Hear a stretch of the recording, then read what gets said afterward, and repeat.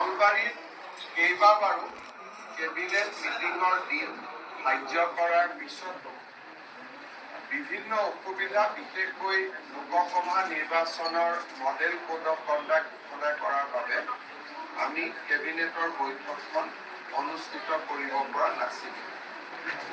আজি আমি নলবাৰীত এখন বিশেষ কেবিনেট বৈঠক অনুষ্ঠিত কৰিলোঁ আৰু আমাৰ চৰকাৰ দায়িত্ব লোৱাৰ পিছত গুৱাহাটীৰ বাহিৰত অনুষ্ঠিত হোৱা এইখন হ'ল 14তম কেবিনেট। আজিৰ কেবিনেটত লোৱা কেইটামান গুৰুত্বপূৰ্ণ সিদ্ধান্তৰ বিষয়ে আপোনালোকৰ মই দৃষ্টি আকৰ্ষণ কৰিব খুজিছোঁ। শিলচৰত হোৱা কেবিনেটত আমি কৰিমগঞ্জ আৰু হাইলাকান্দি নগৰৰ বাবে দুটা পানী যোগান আঁচনি নিৰ্মাণৰ কথা ঘোষণা কৰিছিল। আজি কেবিনেটে কৰিমগঞ্জ টাউন ৱাটাৰ ছাপ্লাই স্কিমৰ বাবে 81 কোটি টকা আৰু হাইলাকান্দি টাউন ৱাটাৰ ছাপ্লাই স্কিমৰ বাবে 72 কোটি টকা আজি কেবিনেটে অনুমোদন জনায়। ইয়াৰ ফলত এই দুইখন চহৰৰ পানী যোগানৰ সমস্যা দূৰ কৰা আমাৰ বিভাগ সফল হ'ব। এই দুইখন আঁচনি ৰাজ্যৰ জনস্বাস্থ্য কাৰিকৰী বিভাগে ৰূপায়ণ কৰিব। দুটা সৰু ভূমি আবণ্টন সম্পৰ্কত সিদ্ধান্ত গ্ৰহণ কৰা হয়। এটা গুৱাহাটীৰ আজাৰা, য'ত নেকি সভাঘৰ আছিলে, তাৰ মাটি আদি চৰকাৰে আবণ্টন কৰে আৰু ডিব্ৰুগড়ত ইস্কনৰ নতুন মন্দিৰ এটা বনাবৰ বাবে মাটিৰ আবণ্টন কৰিছিল। সেই আবণ্টনতো আজি ৰাজ্যিক কেবিনেটে অনুমোদন দিয়ে। ইয়াৰ উপৰিও ৰাজ্যিক কেবিনেটত কেইটামান চৰকাৰী মেমৰেণ্ডাম, যেনেকৈ আমাৰ পঞ্চায়ত এণ্ড ৰুৰেল ডেভেলপমেণ্ট ডিপাৰ্টমেণ্টৰ ইঞ্জিনিয়াৰসকলৰ প্ৰমোচনৰ ব্যৱস্থাটো শিথিল কৰাৰ বাবে এখন কেবিনেট মেমৰেণ্ডাম আছিল, তাক অনুমোদন জনায়। পঞ্চায়ত আৰু ৰুৰেল ডেভেলপমেণ্ট ডিপাৰ্টমেণ্টত আজি আৰু এটা তেওঁলোকে মেমৰেণ্ডাম আনিছিল যে আমাৰ গাঁৱৰ হাট বজাৰবিলাক যেতিয়া নিবিদা দিয়া হয়, তেতিয়া বিভিন্ন মহলদাৰে বহুত ওপৰত তেওঁলোকে ৰেট কোট কৰে। পৰৱৰ্তী পৰ্যায়ত সৰু সৰু দোকানী আদিৰ পৰা ধন সংগ্ৰহ কৰি চৰকাৰকো তেওঁলোকে বৰ্ধিত নিৰিখ দিব যত্ন কৰে আৰু নিজেও মুনাফা আদায়ৰ চেষ্টা কৰে। ফলত আমাৰ সৰু সৰু দোকানীসমূহে যথেষ্ট কষ্ট পায়। আমি এখন কেবিনেট কমিটি গঠন কৰি দিছোঁ যে বজাৰসমূহৰ পৰা সমুদায় ধন উঠোৱা ব্যৱস্থা বন্ধ কৰিব পাৰি নেকি। বজাৰসমূহক যিটো মহলদাৰী ছিষ্টেম আছে, পঞ্চায়তে তাৰ পৰা টকা উপাৰ্জন কৰে, এই ব্যৱস্থাটো আমি সম্পূৰ্ণ বন্ধ কৰি দিব পাৰোঁ নেকি, যাতে বজাৰ সমিতিয়ে নিজেই বজাৰবিলাক পৰিচালনা কৰিব পাৰে আৰু কোনো মহলদাৰে ধন টকা পইচা সংগ্ৰহ কৰিব নোৱাৰে। সেই বিষয়ে কেবিনেট কমিটিখন ৰঞ্জিত দাসৰ অধ্যক্ষতাত নিৰ্মাণ কৰা হৈছে। সেই বিষয়ে সিদ্ধান্ত আহিব। কিন্তু বৰ্তমান এই বছৰত কোনো বজাৰ যোৱা বছৰৰ নিৰিখতকৈ আমি 10% যাতে কোনো মহলদাৰে বেছিকৈ কোট কৰিব নোৱাৰে, তাৰ বাবে আমি এটা চিলিং আজি লগাইছোঁ যে এই বছৰ আমি যিয়ে বজাৰ মহল আদি দিম, তাৰ নিৰ্ধাৰিত মূল্য যোৱা বছৰতকৈ অকল 10%হে বেছি হ'লে হ'ব পাৰিব, তাতকৈ বেছি হ'ব নোৱাৰিব। ইয়াৰ ফলত আমাৰ সৰু সৰু দোকানীসমূহৰ লাভ হ'ব আৰু আমি আশা কৰিছোঁ অহা এমাহ দুমাহৰ ভিতৰত আমাৰ কেবিনেট কমিটিয়ে সিদ্ধান্ত দিলে আমি সমগ্ৰ বজাৰ আমি নিলামত দিয়া বা গোটেই ব্যৱস্থাটোকে আমি নোহোৱা কৰিব পাৰিম। আমাৰ বহুদিনৰ পৰা সৰ্বশিক্ষা অভিযানত কাম কৰি থকা শিক্ষকসকলৰ চাকৰি নিয়মীয়াকৰণৰ এটা ব্যৱস্থা চলি আছে। ৰাজ্যৰ এডভোকেট জেনেৰেলে আমাক এটা অপিনিয়ন দিলে যে চৰকাৰে উচ্চতম ন্যায়ালয়ৰ উমা দেৱী গোচৰৰ পৰিপ্ৰেক্ষিতত কাৰো চাকৰি নিয়মীয়াকৰণ কৰিব নোৱাৰে। কেবিনেটৰ এই পাৱাৰ উচ্চতম ন্যায়ালয়ে প্ৰত্যাহাৰ কৰিছে।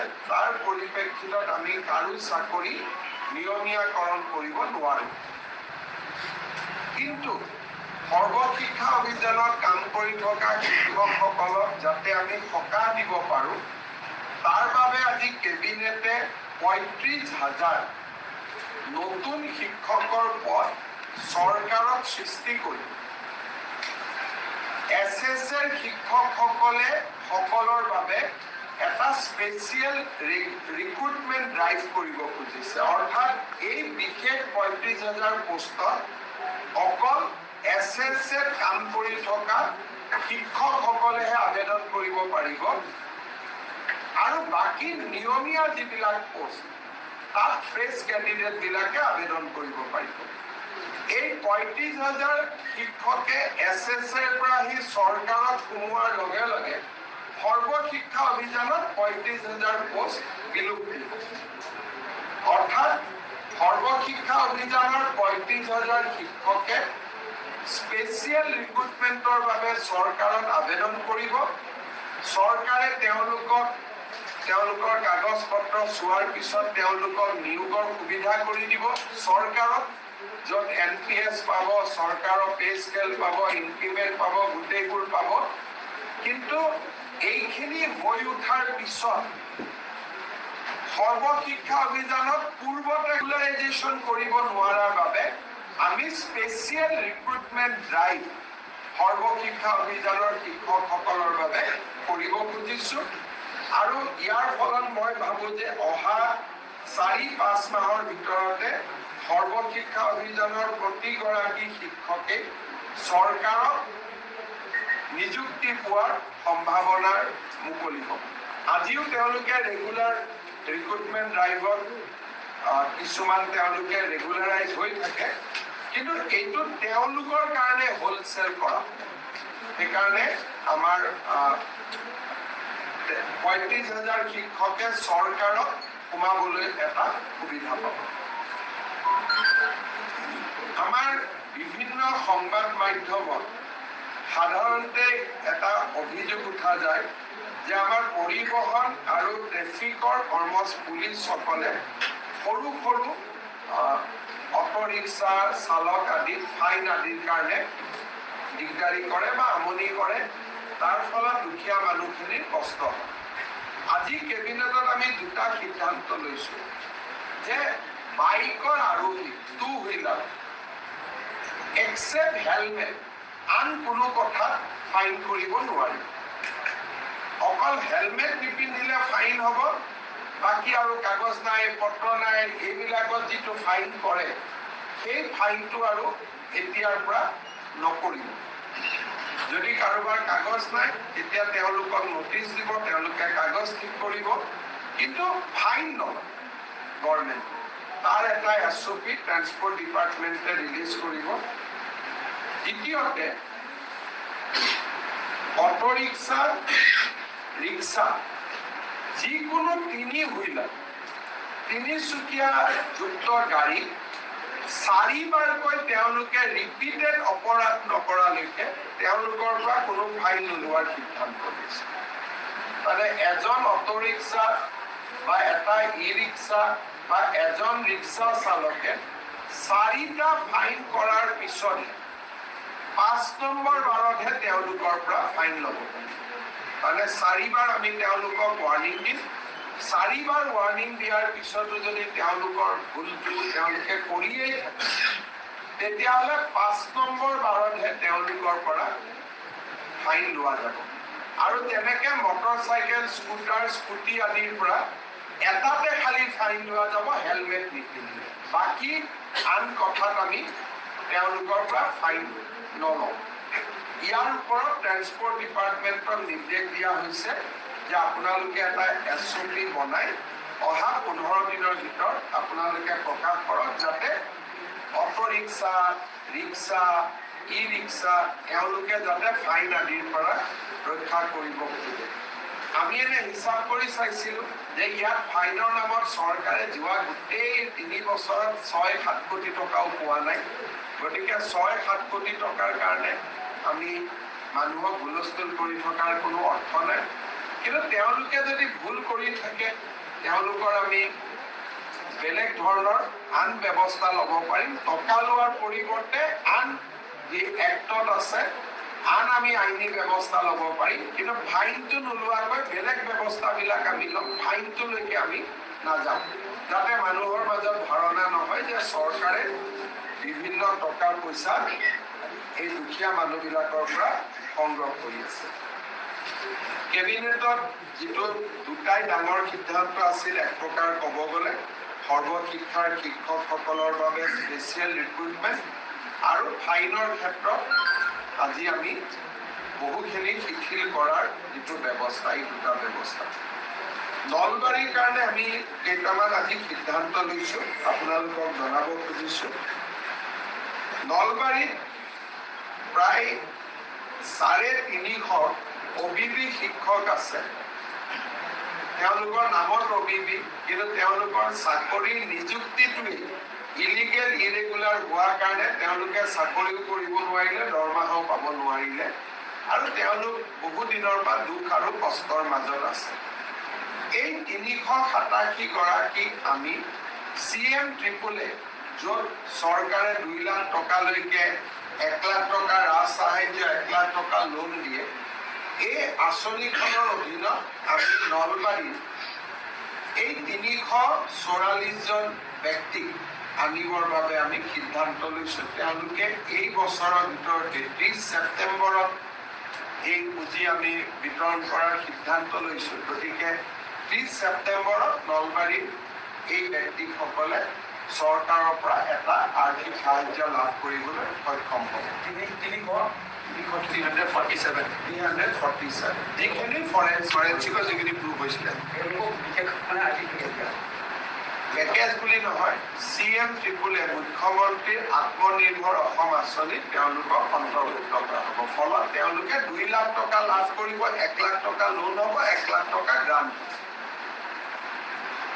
দ্বিতীয়তে, নলবাৰীৰ জিলাৰ 4টা উল্লেখযোগ্য ধৰ্মীয় অনুষ্ঠান, বিল্লেশ্বৰ মন্দিৰ, বালিলেচাৰ কালী মন্দিৰ, বাঘেশ্বৰী মন্দিৰ আৰু হৰি মন্দিৰত আমি 3 কোটিকৈ সৰ্বমুঠ 12 কোটি টকা আৰ্থিক অনুদান দিয়াৰ বাবে আমি সিদ্ধান্ত লৈছোঁ, যাতে এই গোটেই 4টা মন্দিৰ 100 বছৰতকৈ অধিক পুৰণি, ইয়াক যাতে ধৰ্মীয় পৰ্যটন ক্ষেত্ৰলৈ ৰূপান্তৰ কৰিব পাৰি।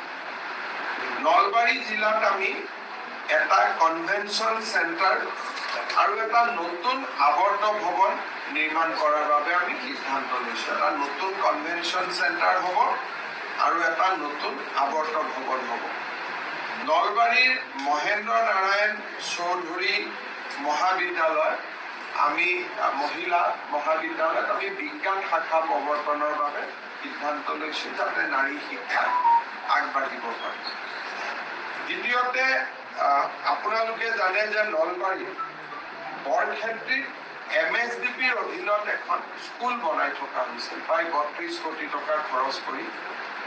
স্থানীয় ৰাইজে ক'লে যে স্কুলৰ ৰেচিডেঞ্চিয়েল স্কুলৰ তাত প্ৰয়োজনীয়তা কম আছে, গতিকে তাত এখন কলেজ দিব লাগে। গতিকে চৰকাৰে তৎকালীনভাৱে প্ৰযোজ্য হোৱাতকৈ বৰক্ষেত্ৰীৰ মুকালমুৱা যিখন MSDPত আমি ৰেচিডেঞ্চিয়েল স্কুল বনাইছিলোঁ, তাত এখন আমি ডিগ্ৰী কলেজ অনুমোদনৰ বাবে আমি সিদ্ধান্ত লৈছোঁ। নলবাৰীত আমি 19 কিলোমিটাৰ নতুন মথাউৰি বনাবৰ বাবে সিদ্ধান্ত লৈছোঁ। সেইটো হ'ল মৰা পাগলাদিয়া আৰু বুঢ়াদিয়া নদীত আমি 16 কিলোমিটাৰ নতুন মথাউৰি বনাম, যাতে নলবাৰী জিলা বানপানীৰ পৰা ৰক্ষা কৰিব পাৰে। কাৰণ নলবাৰীত আমি যোৱা 3-4 বছৰ বানপানীৰ চাব আহোঁতে দেখিছোঁ ইয়াত মথাউৰি ভঙা নাই, কিন্তু মথাউৰি নথকা ছেকশ্যনটোতে পানী সোমাই যায়। সেইকাৰণে আমি মৰা পাগলাদিয়া আৰু বুঢ়াদিয়া নদীত প্ৰায় 16 কিলোমিটাৰ আমি নতুন মথাউৰি বনাব খুজিছোঁ। আৰু 16 কিলোমিটাৰ হ'ল মৰা পাগলাদিয়া বুঢ়াদিয়া নদীত। এইটো হ'ল আমাৰ নলবাৰী সমষ্টিত পৰা নলবাৰী আৰু বিশেষকৈ টিহু আৰু বৰক্ষেত্ৰীটো বুঢ়াদিয়াৰ ওপৰত আমি 3 কিলোমিটাৰ বনাব খুজিছোঁ। টিহুত হ'ল 16 কিলোমিটাৰ, তাতে মৰা পাগলাদিয়াও থাকিলে বুঢ়াদিয়াও থাকিলে, আৰু বৰক্ষেত্ৰীলৈকে যিটো বুঢ়াদিয়া নদী আগবাঢ়ি গৈছে তাতো আমি 3 কিলোমিটাৰ নতুনকৈ আমি মথাউৰি বনাব সিদ্ধান্ত লৈছোঁ। বৰ্তমান এইটো খোলা অংশ আছিল, খোলা অংশৰ ওপৰত আমি মথাউৰি বনাবৰ বাবে সিদ্ধান্ত লৈছোঁ। তাৰ ফলত এই অঞ্চলৰ ৰাইজৰ বানপানীৰ পৰা তেওঁলোকে ৰক্ষা পাবৰ বাবে সক্ষম হ'ব। নলবাৰী মেডিকেল কলেজলৈকে যাবৰ বাবে হাইৱেৰ পৰা এখন আমি পুৰণীয়া সেতু বনাবৰ বাবে সিদ্ধান্ত লৈছোঁ, যাতে যিটো তাতে অলপ এক্সিডেণ্ট স্পট এটা বনি আছে, আমি যাতে ফ্লাইঅভাৰ এখন বনাই হাইৱেৰ পৰা আমি বিশ্বকৰ্মা পথত যাতে আমি গৈ অৱতীৰ্ণ হ'ব পাৰোঁ। ঘগ্ৰাপাৰ ফাইনেলি আমাৰ ইয়াত যিখন ষ্টেডিয়াম বনাই থকা হৈছে, ষ্টেডিয়ামখনত আমি নৰ্থ কামৰূপ ষ্টেডিয়াম আৰু গৰ্ডন স্কুলৰ 2খন ফিল্ডত লগাই আমি নলবাৰীত এখন আটক ধুনীয়া ক্ৰীড়া ষ্টেডিয়াম আমি বনাবৰ বাবে সিদ্ধান্ত লৈছোঁ। আৰু এইটো PWD ডিপাৰ্টমেণ্টে গ্ল'বেল হেডৰ পৰা কৰিব, যাতে ধনৰ অসুবিধা নহয়। আপোনালোকে জানে যে L&Tৰ লগত লগ লাগি আমি ধমধমাত খুব ডাঙৰ স্কিল চেণ্টাৰ এটা কৰিব গৈ আছোঁ। তাৰো আজি কেবিনেটে অনুমোদন কৰে, যিটো এখন ভাল স্কিল চেণ্টাৰ এটা হ'ব আৰু খুব ষ্টেট অফ আৰ্ট এটা স্কিল চেণ্টাৰ আমি ধমধমাত নিৰ্মাণ কৰিম। নিৰ্মাণ কাম চলি আছে, তাক আজি কেবিনেটে গোটেইখিনি অনুমোদন দিয়ে, আৰু এইটো এটা খুব state of art skill centre. এইখিনি আজি নলবাৰীৰ কাৰণে সিদ্ধান্ত লোৱা হ'ল। ৰাজ্যৰ বাবে লোৱা সিদ্ধান্তৰ বিষয়ে আপোনালোকক ক'লোঁ। আপোনালোকে যদি কিবা 2-এটা সুধিব খোজে সুধিব।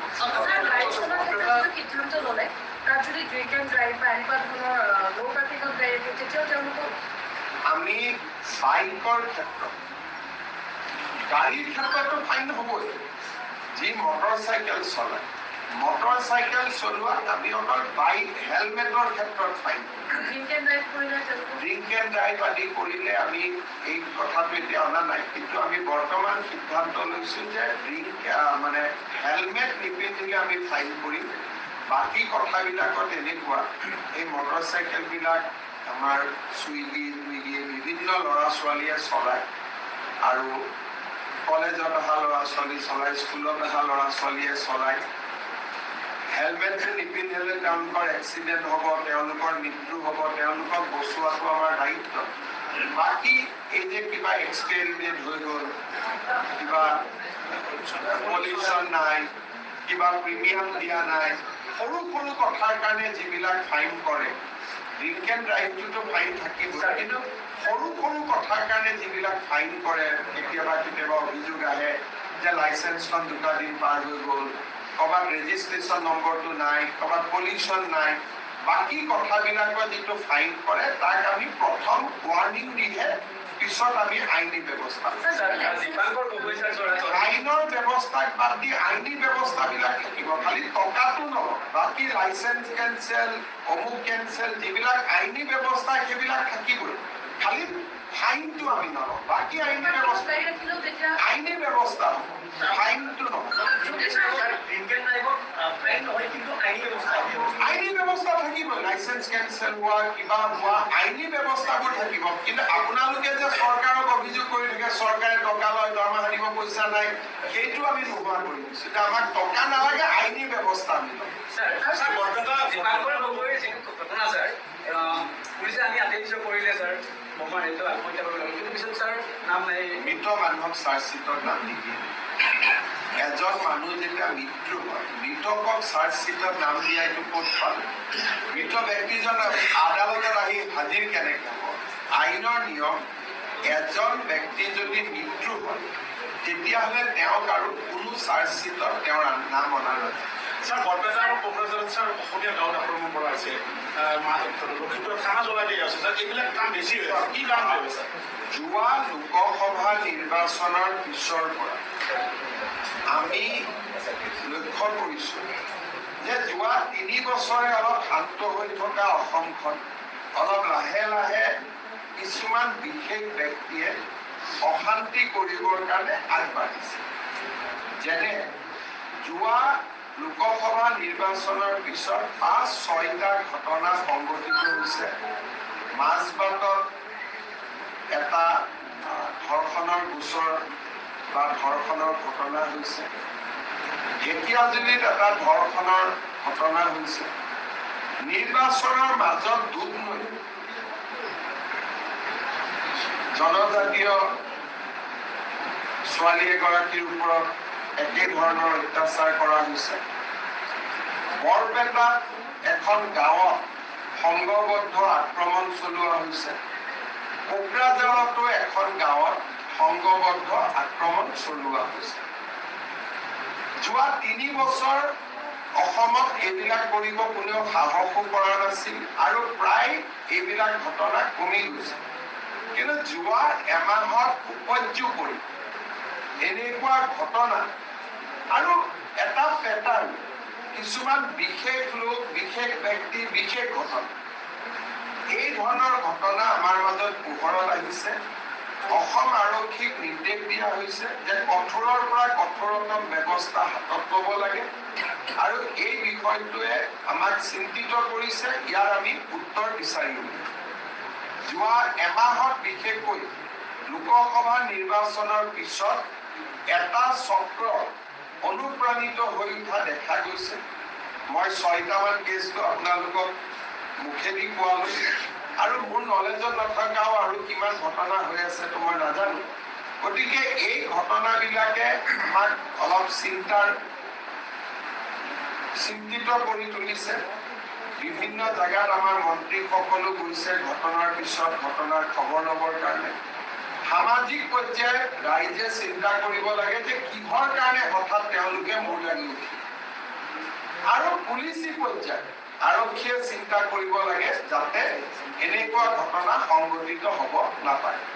স্যাৰ আঁতৰোৱা হ'ল স্যাৰ, ভূপেন কলিতা নতুনকৈ নিযুক্ত কৰা হ'ল, ভূপেন স্যাৰ আঁতৰোৱা হ'ল SIT স্যাৰ। তাৰ মানে স্যাৰ আৰক্ষী কৰবাত মানে যে গিল্টি কৰিছে এই কোৰ্টে অৰ্ডাৰ দিলে কোৰ্টৰ অৰ্ডাৰ আমি পালন কৰিব লাগে। কিন্তু আদালতৰ যিটো এইটো নিৰ্দেশ, এই নিৰ্দেশটোত ময়ো একমত নহয়। কাৰণ কোনোবা ব্যক্তিক যদি অপৰাধী কৰা নাযায়, আদালতৰে অধিকাৰ আছে তেওঁক অপৰাধী কৰিবৰ কাৰণে। আণ্ডাৰ CRPC আদালতে যদি ভাবে যে এই 10গৰাকী মানুহ দোষী, আদালতে আয়োগ ক'ব নালাগে যে এওঁলোকক দোষী বুলি সাব্যস্ত কৰক, আদালতে ষ্ট্ৰেইট তেওঁলোকক চামন দিব পাৰে। গতিকে মই জাজমেণ্টটো পৰীক্ষা কৰিব দিছোঁ যে আদালতে নিজে চামন নিদি তেওঁলোকক আয়োগৰ ওপৰলৈকে দায়িত্বটো কিয় গতাই দিছে। যেতিয়া আপোনালোকে পিছত SP বা কোনোবা আমাৰ DSPৰ লগত বহিলে গম পাব, এখন যেতিয়া চাৰ্জশ্বিট দিয়ে পুলিচে, যদি ন্যায়াধীশজনে ভাবে যে পুলিচে 2জন মানুহক চাৰ্জশ্বিট দিয়া নাই, 4জনক দিছে, নিদিয়া 2জনক পুলিচে নিজেই আদালতে নিজেই চামন দিব পাৰে। আমাৰ দেশৰ প্ৰধানমন্ত্ৰী PV নৰসিম্হা ৰাওকো কোৰ্টেই চামন দি দিছিলে ডাইৰেক্ট, পুলিচে তেওঁক চাৰ্জশ্বিটত নাম দিয়া নাছিল। গতিকে আদালতে নিজৰ দায়িত্বটো নিজে পালন নকৰি আয়োজনক কিয় পালন কৰিব দিলে বা আয়োজনেনো কিয় তেওঁক চাৰ্জশ্বিট নকৰিলে, গোটেই বিষয়টো মই অসমৰ মহা অধিবক্তাক চাব দিছোঁ। আৰু প্ৰয়োজন অনুসৰি আদালতত যি আছে তাক আমি ক'বৰ কাৰণে আমি চেষ্টা কৰিম। আদালতক আমি জনাম যে এইটোতো আপোনাৰে অধিকাৰ আছে। গতিকে 10গৰাকী 12গৰাকী 15গৰাকী যি বিষয়া আপুনি প্ৰাইমা ফেচি অপৰাধী বুলি ভাবে, আপুনি তেওঁলোকক চামন দি দিব পাৰে, গোচৰত লৈ আহিব পাৰে। গতিকে এই বিষয়টো ই পৰিপ্ৰেক্ষিতত এই জাজমেণ্টটো হ'ল আমাৰ এজি তেওঁ চাব, তাৰপিছত মোক পৰামৰ্শ দিলে মই সেইমতে ব্যৱস্থা স্যাৰ বঙাইগাঁও হত্যাকাণ্ডৰ যিটো হ'ল স্যাৰ কালি যি মূল্য হ'ল আপডেট আছে পুলিচক সুধিব। এইবিলাক কথাত মই কমেণ্ট দিলে দিগদাৰ হৈ যায়। পিছত মানুহে কয় CM কেনেকৈ গম পালে, CMক কোনে ক'লে। পুলিচে তদন্ত কৰি আছে, SP বঙাইগাঁৱে আপোনালোকক জনাই। স্যাৰ শৰণীয়া কছাৰীৰ চাৰ্টিফিকেট দিয়াব বুলি চাই ইতিমধ্যে আপুনি কৰিছে স্যাৰ। শৰণীয়া কছাৰীসকল কছাৰী, গতিকে তেওঁলোকক আমি চাৰ্টিফিকেট কছাৰী বুলি আবেদন কৰিলে চাৰ্টিফিকেট পাই। বাকী জনজাতি সকলোকে মানে এনেকুৱা ব্যৱস্থা কৰা হয়। যিবিলাক বড়ো কছাৰী মূলৰ জনজাতি, তেওঁলোকে বড়ো কছাৰী বুলি আবেদন কৰিলে চাৰ্টিফিকেট পাই থাকিব। কিন্তু যদি শৰণীয়া বুলি লিখি দিয়ে, শৰণীয়া শব্দটো সংবিধানত নাই, কাৰণ এইটো আমাৰ শংকৰদেৱৰ ধৰ্মত শৰণ লোৱাসকলক বা নাম কীৰ্তনত শৰণ লোৱাসকলক শৰণীয়া বুলি কয়। ই এটা সাংস্কৃতিক শব্দ, আধ্যাত্মিক শব্দ, কিন্তু এথেনিকেলি তেওঁলোক হ'ল কছাৰী। গতিকে কছাৰী বুলি লিখিলে চাৰ্টিফিকেটখন পাই যাব। শৰণীয়া কছাৰী বুলি ক'লে তেওঁলোকে নাপাব, কাৰণ শৰণীয়া শব্দটো আধ্যাত্মিক আৰু সাংস্কৃতিক শব্দ, এইটো নৃতাত্ত্বিক শব্দ নহয়।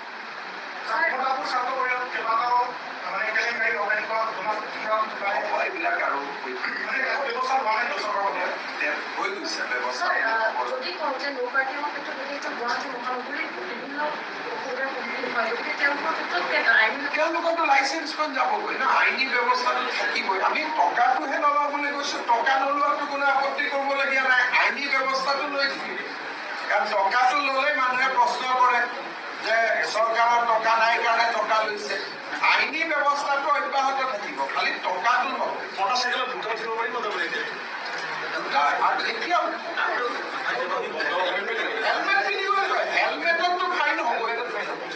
হেলমেটৰ ক্ষেত্ৰত কোনো ৰেহাই নাই, কাৰণ মানুহৰ এইবাৰ আপোনালোকে চালে দেখিব যে এক্সিডেণ্টৰ কেছ কমি কমি অসমত আহি আছে, আৰু বহুত এক্সিডেণ্ট কমি গৈছে, আৰু বহুত মাক বাপেকে আমাক আশীৰ্বাদ দিছে। গতিকে হেলমেটত ফাইন থাকিবই, হেলমেটৰ ক্ষেত্ৰত ৰেহাই নাই। মই কোনটো ফাইন নলওঁ বুলি কৈছোঁ, এই পলিউশ্যন, কিবা এক্সপায়াৰী, অমুক তমুক যিবিলাক সৰু সুৰা কথাত এটা এফেক্ট হয়, তেওঁলোকক আইনী ব্যৱস্থা ল'লে হ'ল। ফাইনক বাদ দি আইনী ব্যৱস্থা বহুত আছে, গতিকে ফাইনটো মই নল'ব কৈছোঁ।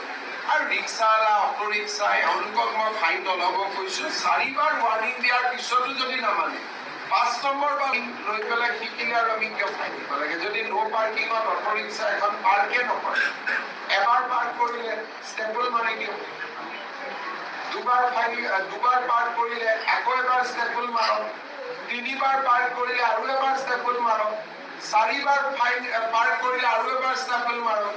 5 নম্বৰ বাৰ যেতিয়া আমি ফাইন কৰিম, তেতিয়া মানুহজনেও গম পাব যে নহয়, চৰকাৰে মোৰ ওপৰত অত্যাচাৰ কৰা নাই, মোক জেনুইনলি ফাইন কৰিছে, মই 4বাৰ আগত ভুল কৰিছোঁ। গতিকে আমি অকণমান মানুহখিনিক যাতে যিবোৰ অভিযোগ উঠি থাকে যে DTI লৈ ল'লে, MDI লৈ ল'লে, তাৰ পৰা আমি অলপ ৰেহাই দিব খুজিছোঁ। কিন্তু বেছিক কথাটোত আমি কম্প্ৰমাইজ নকৰোঁ। হেলমেটত আমাৰ কোনো কম্প্ৰমাইজ নাই। স্যাৰ, আপুনি যিহেতু স্বাস্থ্য বিভাগৰ নতুনকৈ দায়িত্ব ল'লে, এতিয়া শেহতীয়াকৈ সংক্ৰামক ৰোগ বিভিন্ন বৃদ্ধি পাইছে, এই ক্ষেত্ৰত স্যাৰ কি ধৰণৰ বিশেষ ক'তো একো ৰোগৰ বৃদ্ধিৰ কোনো খবৰ নাই। তথাপি সংক্ৰামক ৰোগখিনি প্ৰতিৰোধ কৰাৰ মইতো জানাত এনেই কেম্পেইন চলি আছে, কিন্তু বাকীটো হস্পিটেলতো বহুত পেচেণ্ট বৰ্তমান নাই, বা প্ৰাইভেট ক্লিনিকতো বহুত বৰ্তমান পেচেণ্ট নাই, কাৰণ বানপানী এইবাৰ তেনেকৈ হোৱা নাছিলে যে একদম মথাউৰি ভাঙি যায়। মই আজিয়ে নকওঁ, কিন্তু এইবাৰ প্ৰথম ৱেভত অন্ততঃ শালকটাটোত বাদ দিলে চিপাঝাৰক এটাও মথাউৰি নাভাঙাকৈ আমাৰ এটা জুন মাহটো প্ৰায় শেষ হ'ল।